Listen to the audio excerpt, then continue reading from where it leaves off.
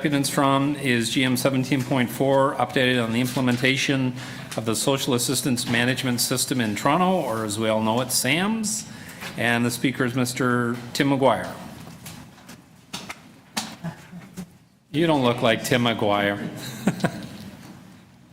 No, obviously I'm not Tim McGuire. I apologize with the shift of the committee meeting. He's unable to join us at this moment. Of course, he could walk in any minute and then we'll replace each other. But I'll try to provide the comments on his behalf as best to my ability. So we have some concerns around SAMS, some ongoing concerns that I think are mirrored by the city's report. We understand that there is continued administrative burden due to SAMS, and that originally the province had provided some funding and some resources to deal with that administrative burden. The report that you have before you now recognizes that that administrative burden still stands with the city, but says that we're near meeting the backlog created by that administrative burden. We have some concerns that that may not be fully the case.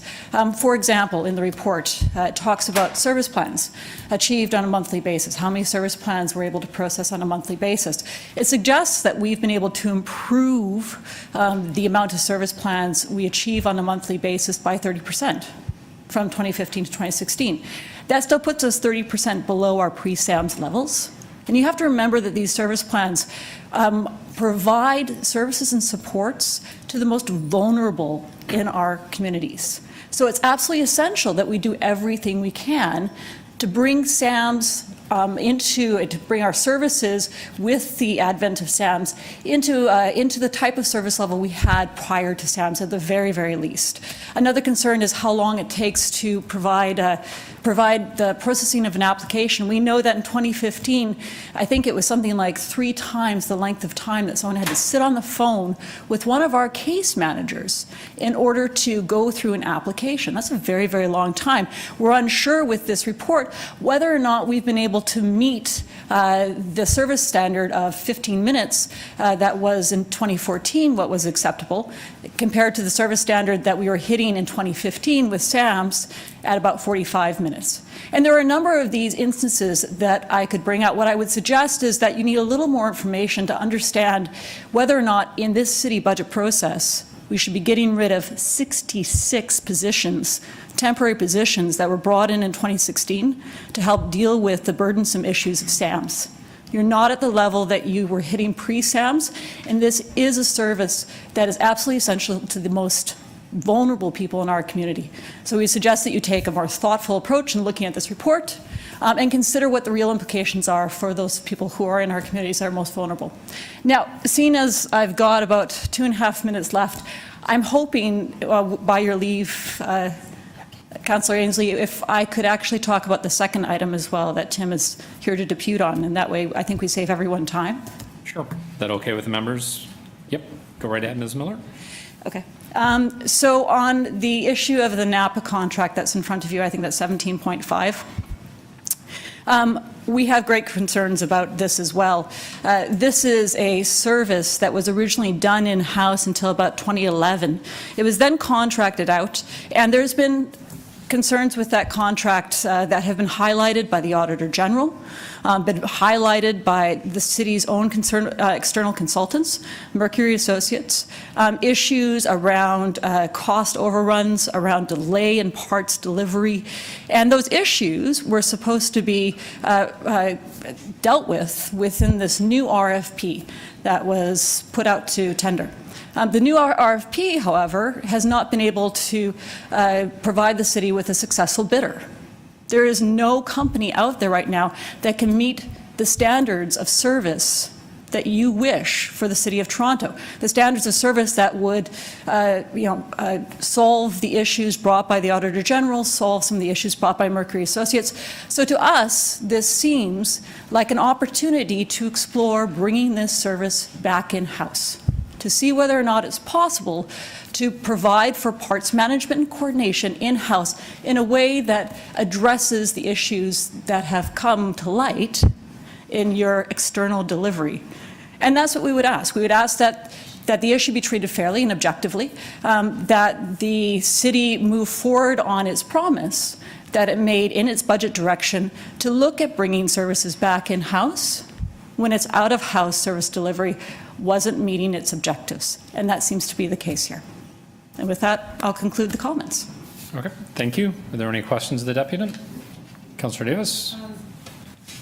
So on the first report, which was the implementation of SAMS, you're suggesting that there was a standard, service standard in 2015, and that service standard, we still aren't, we're not meeting it now?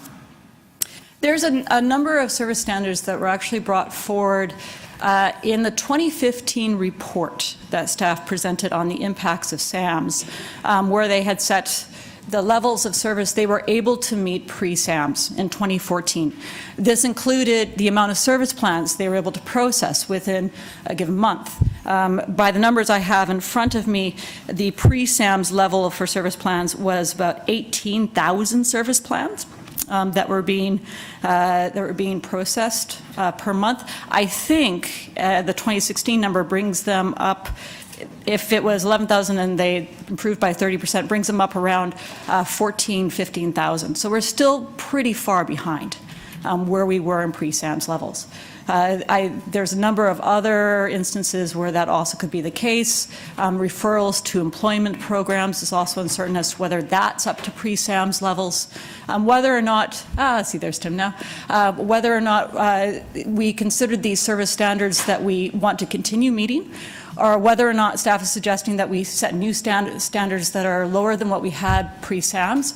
That's uncertain. I don't know what exactly is being reflected here. But if we're looking to meet the same levels of service that we had prior to SAMS, we're not there yet. That is clear. Okay, so you're also saying that there are 60 jobs that were added. This is, I think, 66 temporary caseworkers were added. Okay, it was one-time funding. They were added. So the one-time funding then, is that the one-time funding from the province? The province did provide one-time funding, I think, over a 2-year period of time, but I admit that I don't have the exact detail in front of me. Originally, the amount of staff that had been brought in was over 90 staff that had been brought in to help with the increased administrative burden of SAMS and some backlogs that were created by SAMS. Right now, the budget, as going forward, the proposed budget, deletes 66 of those and takes another 29 of those and puts them into a base budget. We're unsure what those 29 will do. We're not sure if they're dedicated to deal with the increased burden of SAMS or whether or not they're expected to also take on other duties, such as be caseworkers. That's also unclear to us. There's a lot of things about this, unfortunately, that are a bit unclear. And because SAMS has been such a problem and drawn such issues, then... Okay, so it seems to say there's also ongoing incremental costs associated with SAMS. Okay, I'll ask some questions of staff, but I did want to ask on the other report, which has to do with the, where is it? 17.5. So what you're saying is that there were provisions in the new contract that relate to recommendations from the Auditor General that had to do with service standards, and that when this call went out, they couldn't be met. Yes. Yes, that's exactly what we're saying. Both the Auditor General and the Mercury Associates report had a number of recommendations about how the contract could be improved in order to solve many of the issues that we saw. Those were put into the RFP, and there has been no successful bidder. So, and I'm sure Katrina has articulated this already, we suggest the city should be spending that time and looking at where there was a more successful model in terms of buying parts and quality and pricing, and that was directly delivered.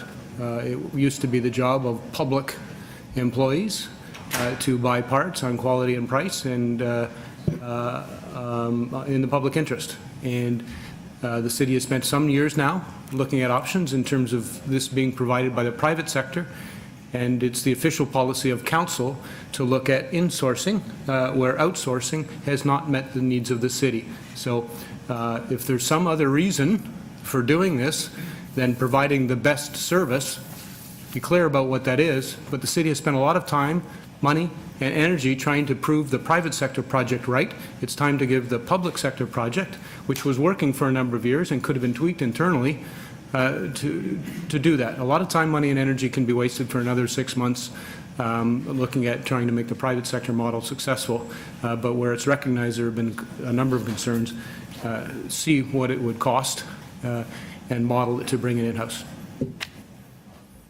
Thank you, Councillor Davis. Any other questions of the deputies? Seeing none? Okay, thank you very much.